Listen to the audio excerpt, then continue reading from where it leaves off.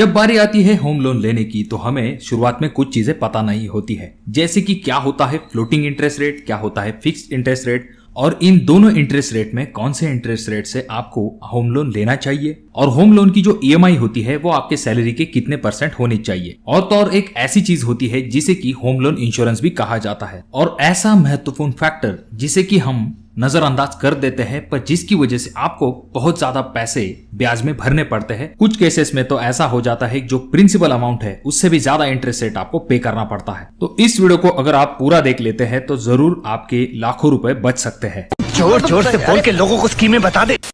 Point number 1 है home loan का अवधि कैसे चुने। जब भी बैंक आपको लोन देती है ऐसे वक्त में वो आपको थोड़ा सा टाइम पीरियड देती है जिससे कि आप मूल और ब्याज इन दोनों को भरने के लिए आपको समय मिल पाए। इसके लिए ईएमआई का इस्तेमाल किया जाता है जिससे कि आप थोड़ा थोड़ा करके होम लोन चुकता कर सको। यहाँ पर होम लोन चुकाने का अवधि 30 वर्षों तक भी हो सकता है। जब भी आप होम लोन लेने के लिए जाते हैं ऐसे वक्त में डॉक्यूमेंट सबमिट करने के बाद 1 से लेके 2 सप्ताह के भीतर आपको लोन की मंजूरी मिल जाती है, पर कुछ मामलों में इससे ज्यादा समय भी लग सकता है। देखिए दोस्तों, जब भी आप होम लोन लेते हैं तो उसमें ये चीज आपको जरूर समझ लेनी है कि जो कोई भी आपकी ईएमआई आती है वो आपकी सैलरी से 30% से ज्यादा नहीं होनी चाहिए। उससे ज्यादा जब आपकी ईएमआई की अमाउंट हो जाती है ऐसे वक्त में आपके ऊपर हमेशा होम लोन भरने का दबाव होता है। अब बात करते हैं सबसे इंपॉर्टेंट पॉइंट की, जो कि है टाइम। जब भी आप होम लोन लेते हैं तो उसमें सबसे इंपॉर्टेंट फैक्टर होता है जो कि है टाइम। जितना लंबा आपका टाइम पीरियड होगा उतना ज्यादा आपको ब्याज देना पड़ता है। तो जब भी आप होम लोन कैलकुलेट करते हैं ऐसे वक्त में आपको ये चीज जरूर देख लेनी है कि आपका प्रिंसिपल अमाउंट यानी कि मूल कितना है और उसके ऊपर आपका इंटरेस्ट यानी कि ब्याज कितना जा रहा है। तो इससे आपको एक अंदाजा आ जाता है कि आप जो होम लोन ले रहे हैं उसके ऊपर आप कितना ब्याज दे रहे हैं। कभी कभी होता यह है कि अगर बहुत लंबा टाइम पीरियड है ऐसे वक्त में प्रिंसिपल अमाउंट से भी ज्यादा आपका ब्याज हो जाता है। अब ये जो टाइम का कॉन्सेप्ट है ये मैं आपको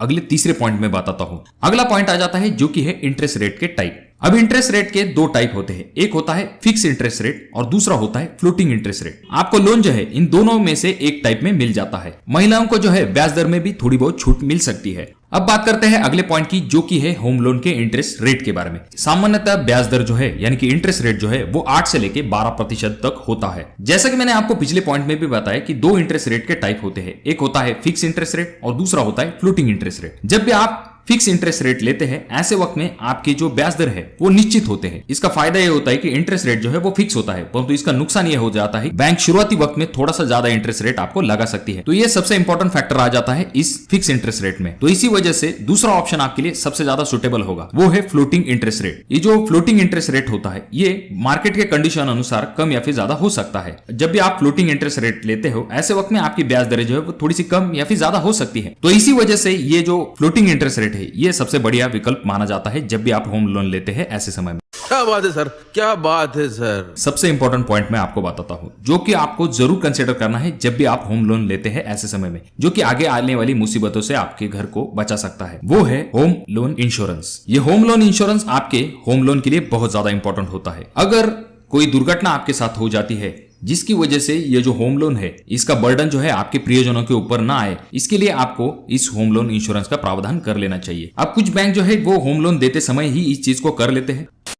लोन टेन्योर के बारे में यानी कि ऋण अवधि के बारे में, जैसे कि मैंने आपको पिछले पॉइंट में भी कहा, अब ये पॉइंट आप जरा ध्यान से सुनिए। जब भी आप होम लोन लेते हैं ऐसे वक्त में जब आपका होम लोन का टाइम पीरियड कम है ऐसे वक्त में आपकी ईएमआई जो है वो ज्यादा होंगी, परंतु इसका फायदा यह होगा कि आपको ब्याज जो है वो कम लगेगा। जब भी आपका होम लोन का टाइम पीरियड जो है वो ज्यादा है ऐसे वक्त में आपकी ईएमआई तो कम होगी परंतु आपका ब्याज जो है बहुत ज्यादा होगा। तो ये चीज आपको समझना बहुत ज्यादा जरूरी है। अगर आपकी ईएमआई ज्यादा है ऐसे वक्त में आपको ब्याज जो है वो कम आएगा और अगर आपकी ईएमआई कम है ऐसे वक्त में आपको ब्याज ज्यादा आ सकता है। यानी कि यहाँ पर सबसे इंपॉर्टेंट फैक्टर आ जाता है जो कि है टाइम। अगर ये पॉइंट आपको ध्यान में आ जाता है ऐसे वक्त में आप अच्छे खासे पैसे जो है वो बचा सकते हो। अगला पॉइंट आ जाता है जो कि है सिविल स्कोर के रिलेटेड, क्योंकि सिविल स्कोर जो है आपकी जो लोन चुकाने की क्षमता है उसे दर्शाता है। सिविल यानी कि credit information bureau of India limited आपके क्रेडिट इतिहास के आधार पर प्रत्येक व्यक्ति का क्रेडिट स्कोर दिखाता है। सामान्यतः स्कोर जो है वो 300 से लेकर 900 के बीच में माना जाता है। यदि आपका क्रेडिट स्कोर 800 प्लस है ऐसे वक्त में वो सर्वश्रेष्ठ क्रेडिट स्कोर माना जाता है। अब इस वीडियो में बताए हुए सबसे इंपॉर्टेंट 5 पॉइंट को आपको जरूर ध्यान में रखना है। पहली चीज, लोन का अमाउंट, टाइम पीरियड, आपकी सैलरी के हिसाब से EMI, फिक्स इंटरेस्ट रेट से आपको लोन लेना है या फिर